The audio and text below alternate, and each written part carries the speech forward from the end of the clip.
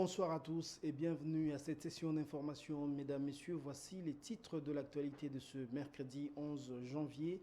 La CENI dissipe le malentendu autour de l'application Prérap qui a été mise en place pour faciliter l'enregistrement des électeurs. Vous suivrez dans ce journal le directeur informatique de la commission électorale en exclusivité. Et puis au niveau international, le Sénégal a rendu public une feuille de route pour la levée de subventions sur l'électricité, les produits pétroliers et le gaz. Bonsoir à tous, je l'ai annoncé en titre, la CENI dissipe le malentendu sur l'application Prérap, cette application téléphonique qui permet aux électeurs de procéder au pré-enregistrement est l'objet aujourd'hui des controverses alimentées par ceux qui ne la comprennent pas. Pour Yves Kota, directeur informatique de la centrale électorale, l'application Prérap est une innovation informatique importante qui rend plus rapide l'enrôlement. Suivez le directeur informatique de la CENI, c'est une exclusivité de Géopolis TV. Ce qu'on comprend, c'est que toute nouveauté dans tout domaine est difficile à accepter au départ. Nous sommes butés à un problème, un véritable problème. D'abord, les électeurs ont peur d'utiliser Prérap. C'est Prérap, pré-enregistrement rapide.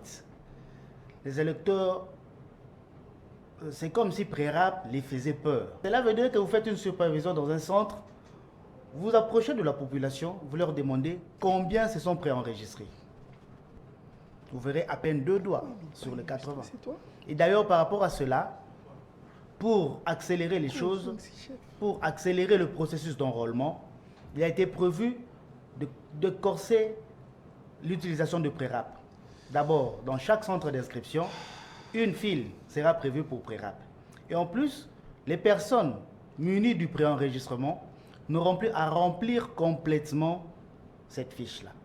Et chaque requérant doit le savoir, il est tenu d'obliger l'opérateur de saisie à utiliser son Prérap.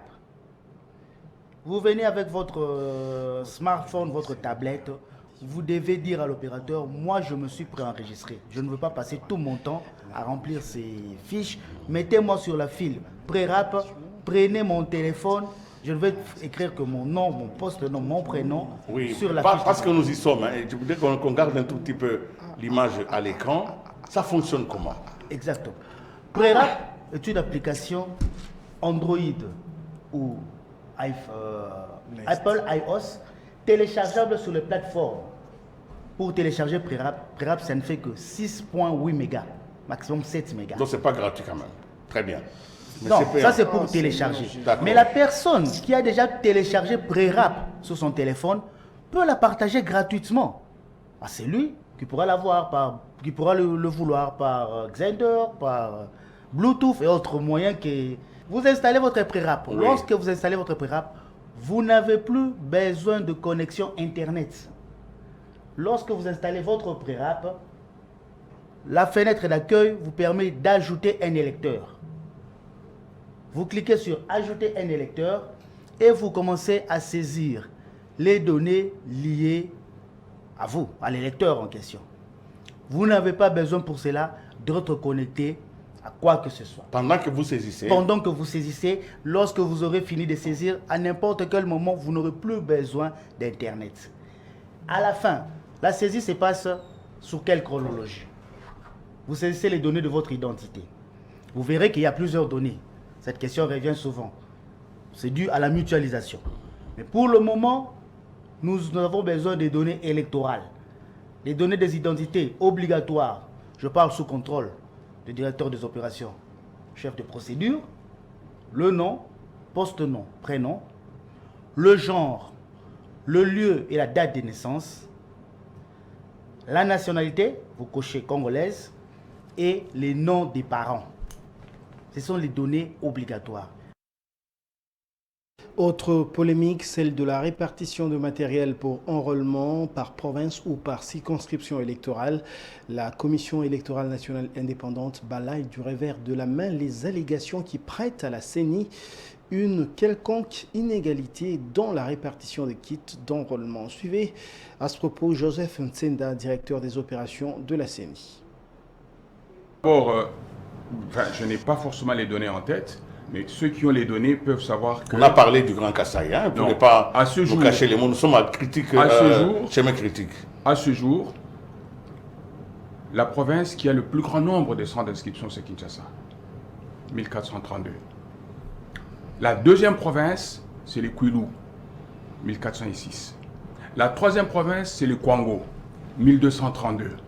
Après viennent éventuellement le Congo central et le Kasaï. Alors, je n'en ai pas l'habitude, mais puisque les gens y pensent, si vous prenez les 4 dernières provinces en termes d'effectifs, vous allez trouver le Kasaï oriental, 571, ensemble avec les Nord-Ubangi, 523. Au bas de l'échelle, il faut que les gens arrivent à aligner les 26 provinces. Et vous allez voir que c'est Kinshasa qui est en tête, c'est le Kwilu qui vient, c'est le Kwango qui vient, c'est le Congo central, entre le Congo central et le Kasaï. Et puis les autres viennent, et les 4 derniers, vous y retrouvez le Kasaï oriental 571, vous y trouvez le Haut-Katanga, vous trouvez le Nord-Ubangi, et je crois une autre province. Ce sont les 4 provinces qui terminent les 26 provinces. L'accès à l'avenue Piroguet qui amène au port de Baramoto pose de sérieux problèmes depuis 5 mois. Les travaux de réhabilitation lancés pour moderniser cette artère sont à l'arrêt sans que l'on sache pourquoi. Les usagers de cette route lancent un cri de détresse suite à l'état de la route qui est en état de délabrement très avancé. Cette impraticabilité impacte aussi négativement les activités économiques au port. Ces usagers sollicitent l'implication du gouvernement pour qu'une solution soit trouvée. Patricia Mabungu et Fiston Oleko et Orman Nosanto pour le reportage. L'avenue de Pirogue est impraticable suite à l'arrêt brusque des travaux de réhabilitation dont la durée reste indéterminée. La population, les exploitants et les commerçants sont restés dans l'inactivité car l'opération d'entrée et de sortie vers le port Baramoto est littéralement bloquée. Cette avenue qui était en bon état il y a une année a perdu l'accessibilité faute de l'achèvement de ces travaux lancés par une firme. Les travaux dont ni la durée, ni le financement et encore moins le maître d'ouvrage n'ont été signalés sur le panneau. Parmi les victimes phares, il y a le port de Baramoto, dont le directeur d'exploitation Robert Matiti sollicite l'implication du président de la République, des ministères d'aménagement du territoire, des infrastructures et du gouverneur de la ville de Kinshasa pour une réponse adéquate à ce problème qui handicape l'accessibilité à ce port. C'est une route de l'État, c'est-à-dire si cette route est une route de l'État, pour l'aménagement, nous ne savons pas. Si c'est le gouvernement central qui prend la responsabilité pour l'entretien de cette route, nous interpellons le ministre Guy Louano pour les problèmes de cette route. S'il s'agit de le gouvernement provincial, nous interpellons le gouverneur parce que c'est lui qui est le numéro 1 des villes provinces de Kinshasa. Parce que la route est devenue impraticable. Depuis qu'on avait lancé les activités pour l'entretien de cette route, jusqu'à nos jours, la route est abandonnée d'elle-même. On ne sait pas qu'est-ce qu'on peut faire. La ville province de Kinshasa est ravitaillée par le port Baramoto. C'est-à-dire le port Baramoto, c'est un port à cargo où on fait le déchargement de produits manufacturés pour ravitailler le port de Kinshasa. Mais actuellement, la population est dans les difficultés pour venir s'approvisionner parce que la route qui emprunte du port lourd jusqu'au niveau du port Baramoto, on avait lancé les travaux pour les réhabilitations. Jusqu'à nos jours, le port est dans les difficultés et la route reste intacte. Nous demandons d'abord au ministère de tutelle, qui est le ministère de l'aménagement du territoire, de descendre sur les lieux et d'interpeller les sociétés qui ont donné la responsabilité pour entretenir cette route. Pour les exploitants, cette situation est paralysante. Les activités ne marchent plus comme avant, au point que certains commerces ont constaté la baisse sensible de leurs ventes. Les manutentionnaires n'ont pas manqué à leur tour de présenter leurs inquiétudes, car cet état des choses touche aussi à leur activité. La réhabilitation de cette route est d'une importance capitale pour optimiser les activités commerciales sur cette route qui, de nature, connaît d'intenses trafics. Préparatif des 9e Jeux de la francophonie, les autorités congolaises tiennent à ce rendez-vous culturel et sportif de la jeunesse francophone à Kinshasa. Le Premier ministre Sama Lukonde a effectué une visite d'inspection sur les sites qui vont accueillir les compétitions. Tout en se disant convaincu de la tenue de ces Jeux, Samalou Kondé a parlé de la nécessité d'accroître le suivi technique et financier pour le respect de délais de livraison de ces infrastructures. Fiston Oliko. À 7 mois de la tenue des Jeux de la francophonie à Kinshasa, capitale de la République démocratique du Congo, les préparatifs se poursuivent. C'est là, sous l'œil des autorités du pays. C'est ainsi que le Premier ministre Samalou Kondé a visité à nouveau, après sa visite d'octobre 2022, les sites des Stades des Martyrs, où il a eu des explications sur l'avancement des travaux d'infrastructure. Il en est de même pour les sites de Tata Raphaël, où tout est en mouvement. Accompagné de quelques membres du gouvernement et d'autres personnalités, le chef du gouvernement congolais a indiqué qu'il faut accroître le suivi technique et financier pour que les travaux s'achèvent dans le délai. Nous étions ici au mois d'octobre de l'année passée et nous avions promis de faire un suivi sur les travaux qui doivent s'exécuter. Nous avons fait aujourd'hui 2 sites principaux, le site Tata Raphaël ainsi que le site du Stade des Martyrs, qui vont accueillir plusieurs disciplines qui vont se dérouler dans le cadre de ces Jeux. Et d'autres sites, bien sûr, restent à visiter. De ce que nous avons vu, nous estimons qu'il faut encore accroître non seulement le suivi technique, mais surtout le suivi financier des travaux qui doivent s'exécuter de manière à ce qu'on puisse être dans les délais. Après ces 2 sites, celui du commissariat général de la police nationale congolaise, où il y a une salle de judo capable de recevoir d'autres activités, a été aussi visité. Il s'agit d'une infrastructure avec une capacité d'accueil de 1000 personnes assises et 300 personnes debout, construite grâce à la coopération entre la RDC et le Japon. Ici, le commissaire général de la police était présent. Moi-même, en tant que membre du comité du pilotage, nous avons effectué les tours avec son Excellence Monsieur le Premier ministre, en commençant par le stade Tata Raphaël, le stade des Martyrs, et on a fini par visiter les centres sportifs de la police nationale congolaise. Je pense qu'il est sorti, il est rentré lui-même très satisfait. Il y a aussi le site de l'université de Kinshasa qui servira d'hébergement et les lieux d'entraînement. Le chef du gouvernement a promis de l'inspecter dans les prochains jours. Les Jeux de la francophonie se tiendront à Kinshasa du 28 juillet au 6 août 2023 et va réunir plus de 80 délégations. Le réseau des associations des professeurs des universités et instituts supérieurs du Congo prévient le gouvernement sur une nouvelle grève qu'il envisage de décréter en cas de non-respect des accords de Bibois.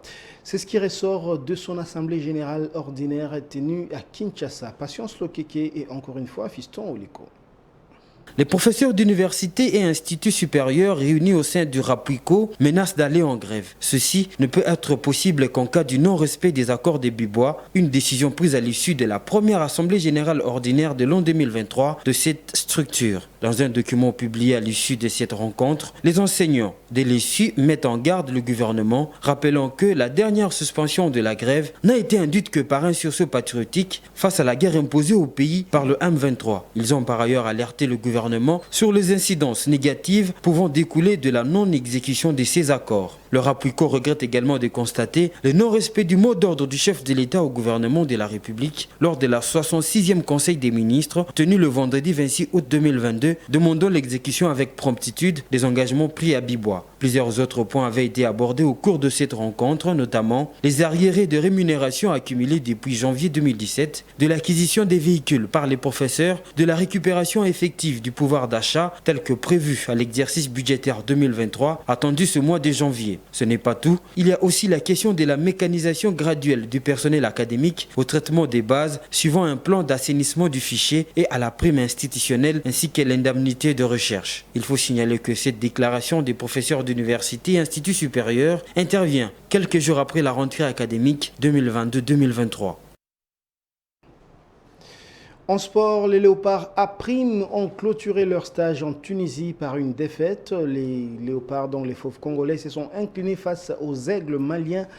0-1. C'était le dernier match, en tout cas le deuxième match amical de préparation qui a sanctionné la fin du stage de préparation du championnat d'Afrique des Nations qui se jouera en Algérie. Blaise Tokuzola. Le Léopard A' de la République démocratique du Congo se sont inclinés devant les Aigles du Mali ce mardi 10 janvier 2023 au stade Bouali Laouar de Sousse en match amical de la prochaine édition du championnat d'Afrique des Nations prévu du 13 janvier au 14 février prochain en Algérie. À l'issue de la rencontre, les sélectionneurs Otis Ngoma et les capitaines Issama Peko se sont exprimés. Mais vous avez très bien vu que déjà c'était notre dernier match de préparation. On n'en a pas eu assez de matchs. Deuxièmement, on a voulu voir tout le monde. On a préféré chambouler l'équipe pour une première raison. Secondo, c'est aussi dans l'esprit d'éviter de blesser surtout chez nos joueurs cadres. Mais cette difficulté-là nous amène à une réponse qui est que ça peut nous arriver lors du championnat et qu'il fallait trouver des réponses. Bon, pour nous expliquer des faits, premièrement, on les a... Il y a une partie de l'OAG, tu as un match, tu as au récite, ils ont la gagnée, des fêtes, le comme le biso bon. Pour la biso, ils ont les leçons à tirer, ils ont un match, ils ont qui dernier match en soit préparation. Et c'est vrai que coach a tous les joueurs, bon, peut-être les 11 de départ, il y a un match à Luna, il y a Libye, ils ont un peu différent, c'est ça, préparation, tu as qui pour la coach a Zouatan, il y a vraiment tous les joueurs. Pour la biso des fêtes, et bouger sur le côté et puis bisonné sous maïl et yakoiba kozala surtout bisonné sur les 28 aux à la peine prêt pour match et banaté. Les Fauves congolais ont perdu leur deuxième match amical en Tunisie 3 jours après la victoire face aux Chevaliers de la Méditerranée de la Libye 3-1.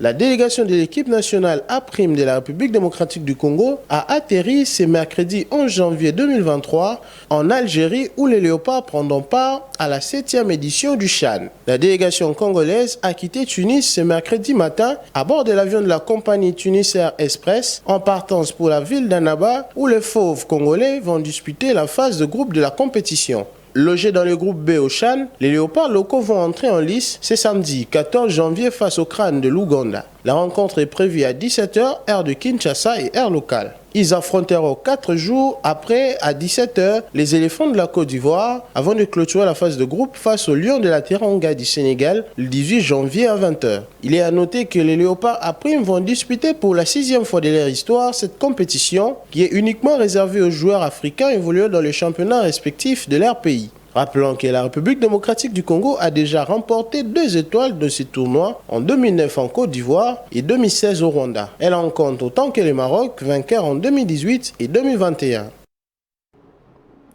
L'actualité, c'est aussi en dehors des frontières congolaises.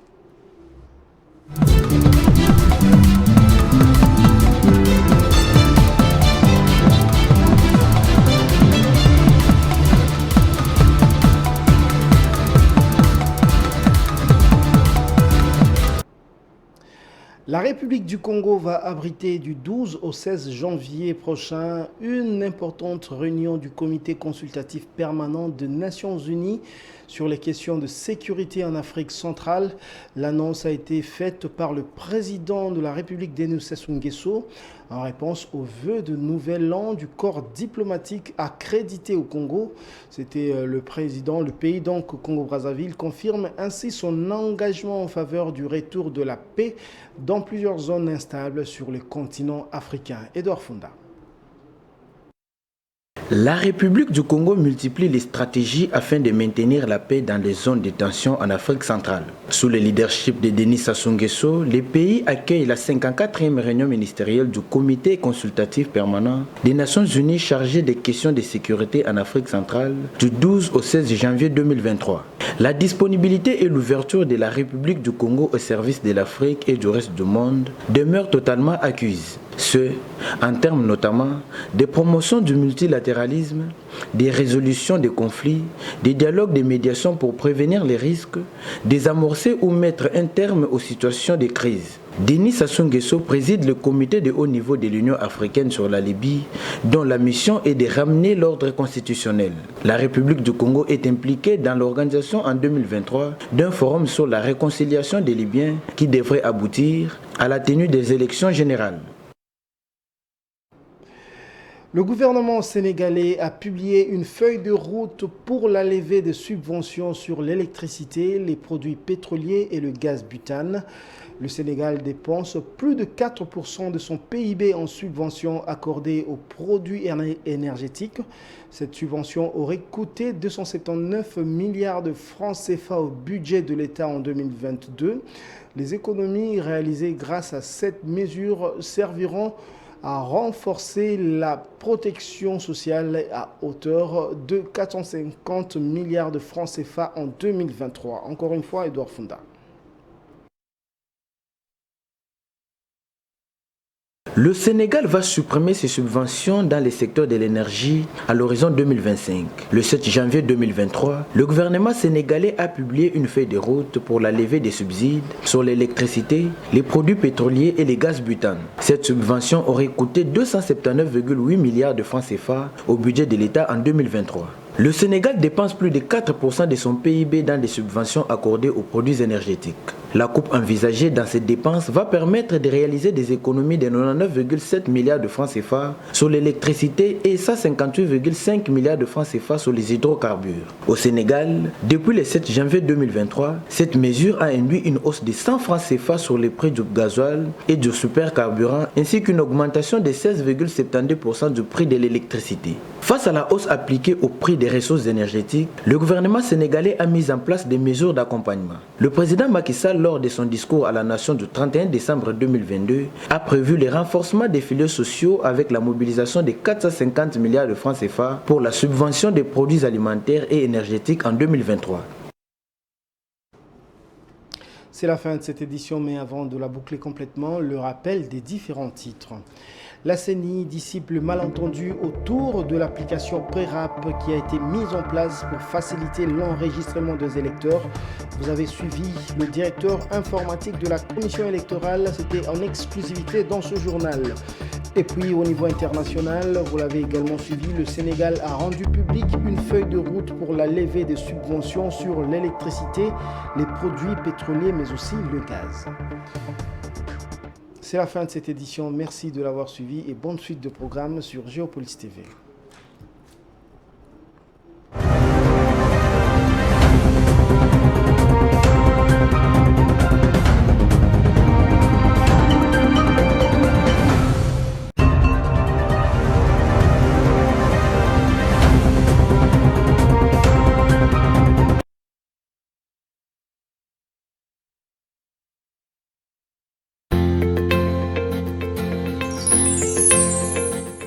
Tout de suite,